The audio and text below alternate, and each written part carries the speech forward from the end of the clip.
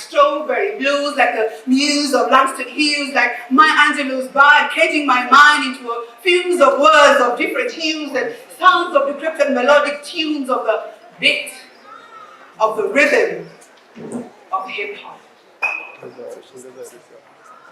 That was poetry, and that was me several years back, starting in 2004, and that was the journey that I began as a storyteller. Fast forward to 2010, and my life completely changed. Very many things happened in 2010. I published a book, Minds and Minefields, My Spoken Words. I got married, and I had our first born. My name is Njeri. I am a storyteller, a poet, an author, and fiction and non-fiction writer. So in 2010, as I mentioned, if you could go to the first slide, in 2010 a lot of things happened, and those are the things that changed my thinking around how I went about storytelling. Because now it was not just about poetry. I realized that now I have a newborn, and it kept bothering me that I couldn't find content for children.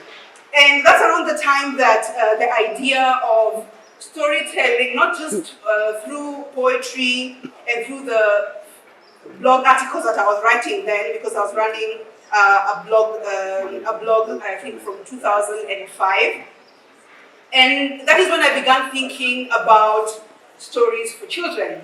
And it took me back because I couldn't find this content. I remember that in nursery school, and even growing up with my grandmother, she always had these stories, and I kept asking myself, where can I get these stories? And that is what got me to start AfroKids. In 2013, I founded AfroKids. So AfroKids is an organization that is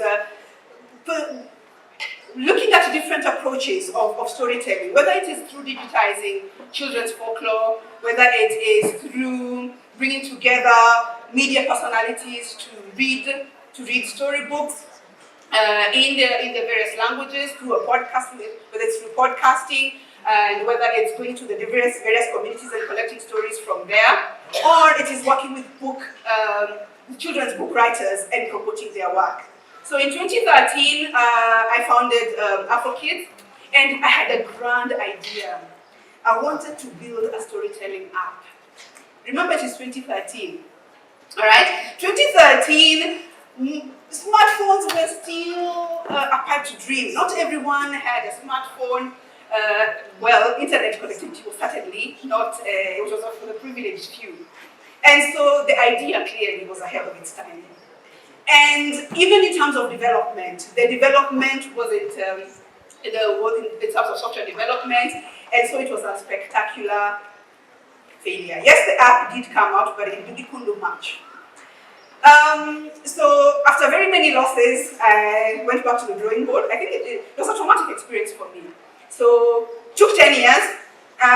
2 years ago, I went back into that dream, and I had to rethink, how do I still go about storytelling but in a different way? And that is where the idea of podcasting came about. So right now, AfroKids, we have two programs. We have what is called Tusome Hadithi. Tusome Hadithi is basically let us read stories in Kiswahili. And what we did is that we went to media personalities. I think the Kenyans in the room can recognize some of the faces. We have Caroline Mutoko, we have Susanna Wio. And these are well-known personalities. And we went to them and told them, we would like you to read a storybook in your mother tongue. All right? And we don't have money for it, so could you please come and do it pro bono? And they're like, okay, we'd love to do that. We'd love to do something around community and children. And that is how we were able to do the first season of the podcast, which featured 5 story narrators reading stories in 5 Kenyan languages. And that was a proud moment for us, because one of the most watched videos, you can find the podcast is both in visual and audio, so you can find it on YouTube. You can find those stories on YouTube. You can also find it across all podcasting platforms. And one of our most watched story videos is a story in the Na language done by a lady called Silayo that has so far garnered over 10,000 views. All right, this is where you clap. All right, so what we've done so far with the podcast now, we took it offline. And now what we are doing in collaboration with Baraza Media Lab is that we have a children's literature club where we meet, we bring together children every month for storytelling done by African book writers. And this is a space that we've been able to grow. We've been able to have book readings, storytelling happening every month. And thanks to Africa No Filter, we will now be able to produce season 2 of Tusome Hadithi. Thank you very much.